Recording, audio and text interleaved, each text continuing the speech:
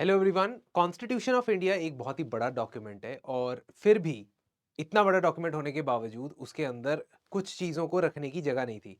इसीलिए बेसिकली बहुत सारी लिस्ट्स जो हैं हम कॉन्स्टिट्यूशन के एंड के अंदर ऐड कर देते हैं। फॉर एग्जांपल अगर कोई किताब होती है उसमें कोई टेबल्स होती हैं, लिस्ट ऑफ चीज़ें होती हैं, तो उसको लास्ट में रखा जाता है।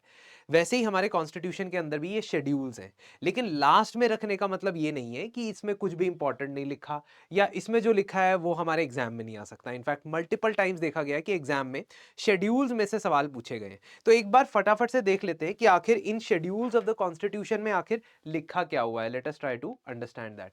First of all first schedule की बात करेंगे। अब मैं क्या बताऊंगा आपको, एक तो ये बताऊंगा कि वो शेड्यूल क्या है, दूसरा ये बताऊंगा कि उसके पेरेंट आर्टिकल क्या है, यानी कौन से आर्टिकल में लिखा है इस शेड्यूल के बारे में। That is also very important. तो फर्स्ट शेड्यूल के बारे में आर्टिकल 1 और आर्टिकल 4 हमारे संविधान के अंदर जो मेंशन है, उसमें स्टेट्स और यूटीज की जो लिस्ट है कि इंडिया में कितने स्टेट है, कितने यूटी हैं, और उसकी लिस्ट बनी हुई है। वो list time to time change की जा सकती है। और अगर उसे चेंज करना है, मान लीजिए आपने किसी स्टेट को यूटी बनाना है, यूटी को स्टेट बनाना है, एक स्टेट से दो स्टेट निकालने हैं, तो उसके लिए आपको सिंपली पार्लियामेंट से एक सिंपल मेजॉरिटी से कानून पास करना पड़ेगा और वो बिल जो है पास होके पार्लियामेंट्री लॉ बन जाएगा। अब अगर सेकेंड शेड्यूल देखोगे, सेकेंड शेड्यूल के अंदर ना कॉन्स्टिट्यूशनल पोजीशंस के इमोल्यूमेंट्स लिखे हैं। आपको कई वीडियोस ऐसे मिल जाएंगे जो आपको शेड्यूल याद करने के लिए ट्रिक बता देंगे। For example tears of old PM, इससे याद रख लो कि 12 शेड्यूल कौन से। लेकिन यूपीएससी अब ऐसे सवाल नहीं पूछता है जिसमें फिफ्थ शेड्यूल में क्या लिखा है सिर्फ इतना पूछ लेगा, नहीं, वो उसके बारे में डेप्थ में भी पूछता है। खैर, first let us go through the schedules first. Emoluments की बात करें तो president, governor, speaker, deputy speaker, chairman, deputy chairman of Rajya Sabha, supreme court जज, हाई कोर्ट जज, ये सब जो कॉन्स्टिट्यूशनल बंदे हैं ना, इन कॉन्स्टिट्यूशनल बंदों को क्या एडिशनल अलाउंस मिलेंगे apart from their salaries, because these are very high constitutional post. ये सब चीजें सेकंड शेड्यूल के अंदर लिखी हुई हैं। थर्ड शेड्यूल की बात करते हैं तो थर्ड शेड्यूल में ना शपथ लिखी हुई है, ओथ लिखी हुई है, जो किसी मिनिस्टर को लेनी होती है अगर वो मिनिस्टर बन जाता है। मिनिस्टर बनने के बाद ना दो शपथ लेनी होती है, एक ओथ ऑफ ऑफिस और दूसरा ओथ ऑफ सीक्रेसी। उसके अलावा एमपी बनने के लिए भी आपको दो शपथ होती है, एक जब आप नॉमिनेट होके आते हो, है ना, when you are filing your nomination papers. The second is when you actually enter the parliament, that time. So दो बार शपथ लेनी है। सुप्रीम कोर्ट, हाई कोर्ट के जजेस को भी शपथ लेनी है, सीएजी को भी शपथ लेनी है, और गवर्नर को भी। अब अगर मैं बताऊं कि इसके अलावा, सॉरी, काउंसिल ऑफ मिनिस्टर्स को भी, इसके अलावा देर आर सर्टन पोजीशंस जिसमें शपथ लेनी है, जैसे प्रेसिडेंट, वाइस प्रेसिडेंट, ठीक है, गवर्नर। इनकी शपथ के बारे में, इनकी शपथ के बारे में संविधान के उनके रिस्पेक्टिव आर्टिकल्स में लिखा है, थर्ड शेड्यूल में नहीं लिखा है। अब आते हैं फोर्थ शेड्यूल में। फोर्थ शेड्यूल में जो हमारे पार्लियामेंट है उसमें दो हाउसेज हैं, एक को काउंसिल ऑफ स्टेट्स कहते हैं जिसको राज्यसभा कहते हैं, दूसरा लोकसभा है, हाउस ऑफ रिप्रेजेंटेटिव्स और house of the people, sorry. Rajya Sabha में कौन से स्टेट को कितनी सीट्स मिलेंगी, कौन से स्टेट्स को कितनी सीट्स एलोकेट की गई हैं, ये हमारे राज्यसभा के कॉन्स्टिट्यूशन के फोर्थ शेड्यूल में लिखा है। And you find the mention of fourth schedule in article 4 and article 80।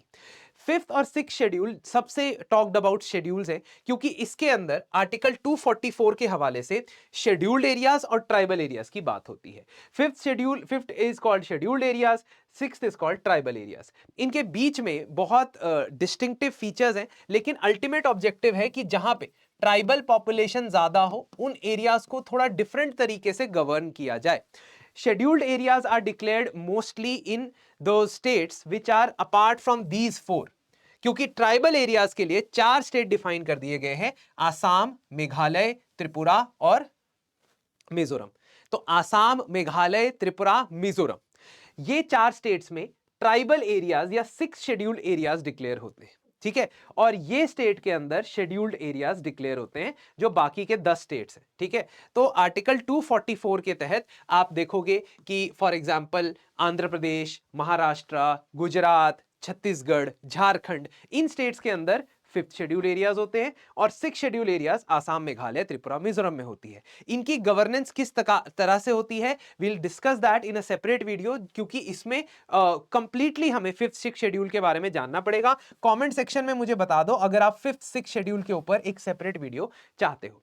7th schedule of the constitution के बारे में आर्टिकल 246 में लिखा है और इसमें 3 लिस्ट दी गई है, union list, state list, concurrent list. मैं आपको एंड में यह भी बताऊंगा कि शेड्यूल्स पढ़ने का बेस्ट तरीका क्या है, शेड्यूल्स पढ़ने का, शेड्यूल्स को याद करने का बेस्ट तरीका क्या है, and you will be surprised to know that. अच्छा, 3 लिस्ट की अगर मैं बात करता हूं, यूनियन लिस्ट में वो सब्जेक्ट्स हैं जिसमें पार्लियामेंट कानून बना सकता है, स्टेट लिस्ट में वो सब्जेक्ट है जिसमें स्टेट लेजिस्लेचर कानून बना सकता है, और कंकरेंट लिस्ट में दोनों कानून बना सकते हैं। तो ये लिस्ट जो दी गई है, 3 लिस्ट हमारे कॉन्स्टिट्यूशन के 7th शेड्यूल में। आपको मुझे बताना है कि सबसे ज्यादा आइटम्स, सबसे ज्यादा सब्जेक्ट्स किस लिस्ट में है, यूनियन में है, स्टेट लिस्ट में है, कंकरेंट में है।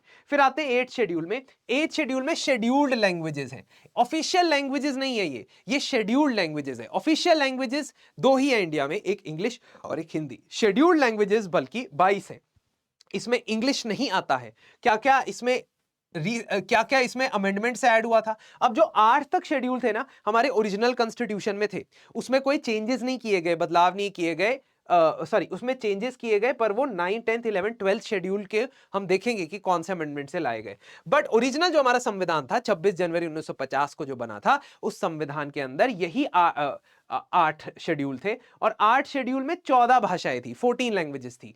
But later on 8 more languages have been added. Sindhi has been added by the 21st constitutional amendment act of 1971।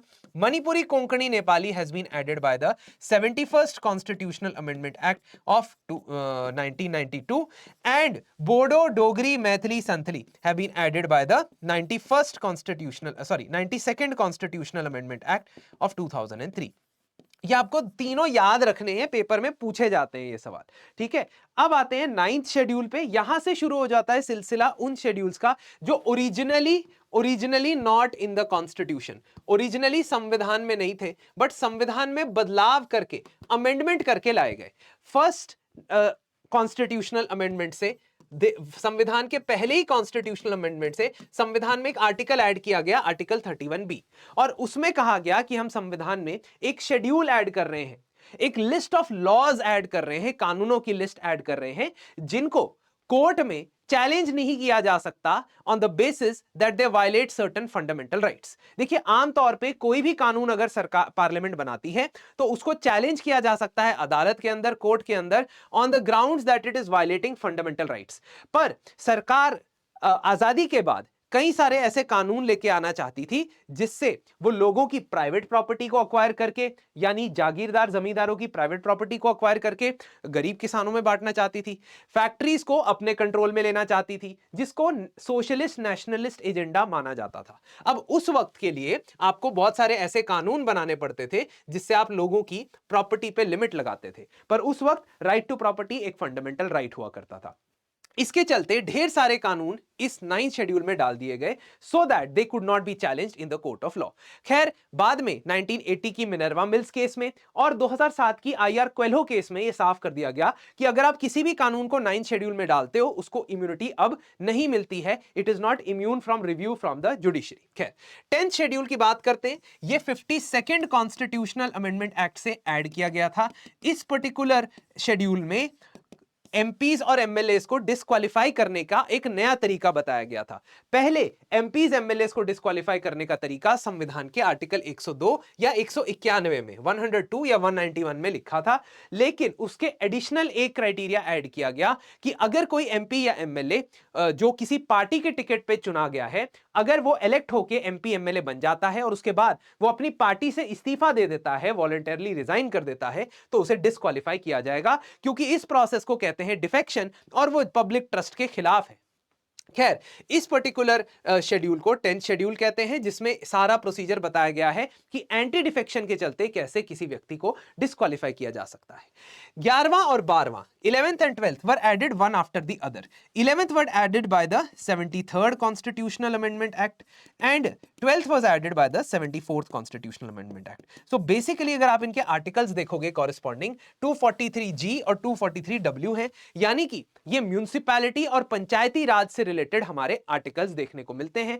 Panchayat को 29 सब्जेक्ट्स और म्यूनिसिपैलिटीज को 18 सब्जेक्ट्स, ये सब्जेक्ट्स की लिस्ट के अंदर पावर्स, चाहे वो टैक्सेशन की हो, रेगुलेशन की हो, मैनेजमेंट की हो, इन 29/18 सब्जेक्ट्स में स्टेट्स कोई भी सब्जेक्ट्स की पावर 29 में से 10 दे दे, 12 दे दे, 29 के 29 दे दे, स्टेट्स के ऊपर निर्भर करता है, डिपेंड करता है कि वो कौन सी पावर्स अपनी पंचायत यानी रूरल लोकल बॉडीज और अर्बन लोकल बॉडीज यानी कि म्युनिसिपैलिटीज को देना चाहती है। तो ये इस तरीके से आपको याद रखना है, आप कंफ्यूज नहीं होंगे कि amendments first, 52nd, 73rd and 74th।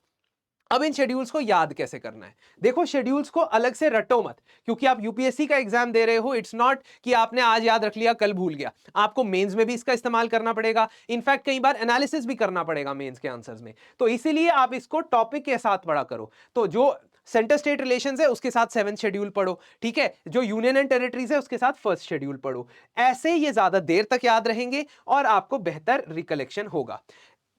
पूरी डेप्थ के अंदर प्रीलिम्स के static plus current affairs along with test series and CSAT has been covered and is being covered through live classes by in our batch 3 of UPSC prelims 1 course. हमारा crash course के अंदर हम 3 महीने के अंदर अंदर, 2.5 महीने के अंदर अंदर आपको ये सारे topics along with current affairs भी कवर करवा रहे हैं।